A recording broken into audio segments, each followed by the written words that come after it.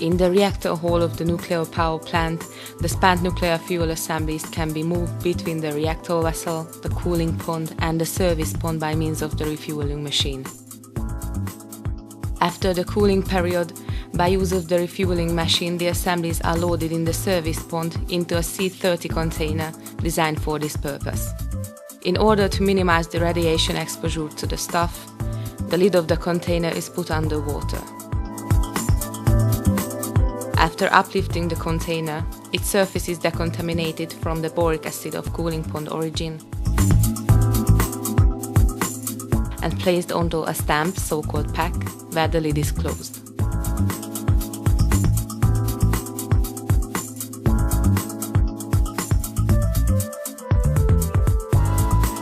The water from the container is forced out by compressed air, letting the water to the cooling pond. For cooling purpose, the container is replenished with clean water into such a way that the assemblies are fully covered up and the spare space is filled with nitrogen cushion.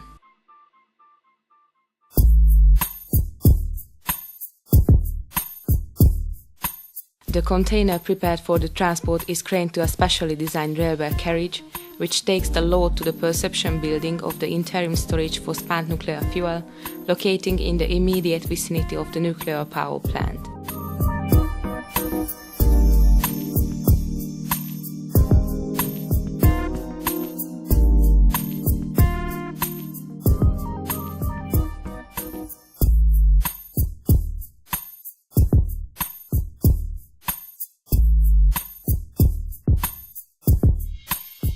Here the container is hoisted with a crane of 100 tons capacity and placed onto a device serving to position it.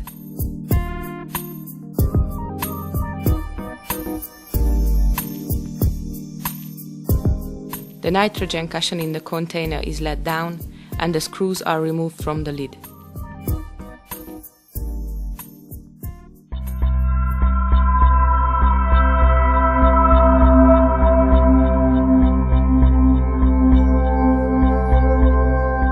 The container arrives through the transfer corridor under the lid lifting device, where the lid is removed.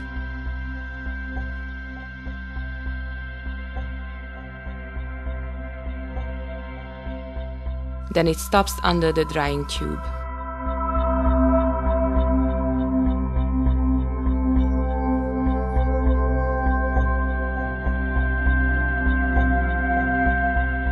The grasping device of the refueling machine grips the assembly sitting in the container under the water and transfers it to the drying tube. The assembly is then dried both inside and outside by use of hot air of about 160 Celsius degrees for 1.5 hours. After this, the refueling machine draws the assembly into a lead-shielded cylinder locating within the refueling machine.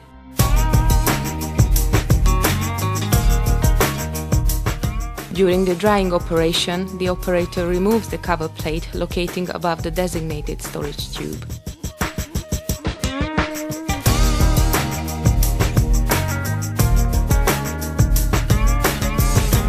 The assembly is now ready to be taken to a well-defined storage position.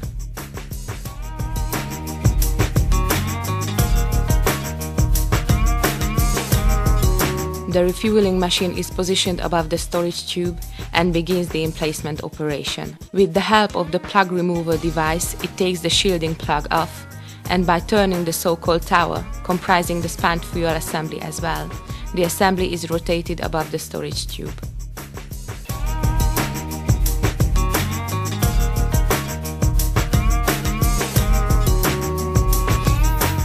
The refueling machine inserts the assembly, then rotates the shielding plug above the storage tube, finally replaces it and seals the tube.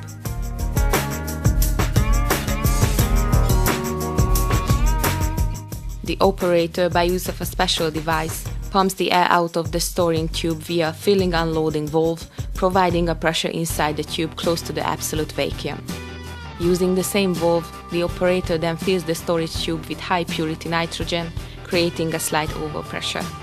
This oxygen-free, nitrogen-fraught environment ensures the corrosion-free condition for the fuel assembly. The operator makes sure of the tightness of the shielding plug and by reinstalling of the cover plate finishes the emplacement operation. The tubes are being cooled from outside by the air passing through the storage vault. Since the air circulation is ensured by natural drought, the assemblies are never remained without cooling.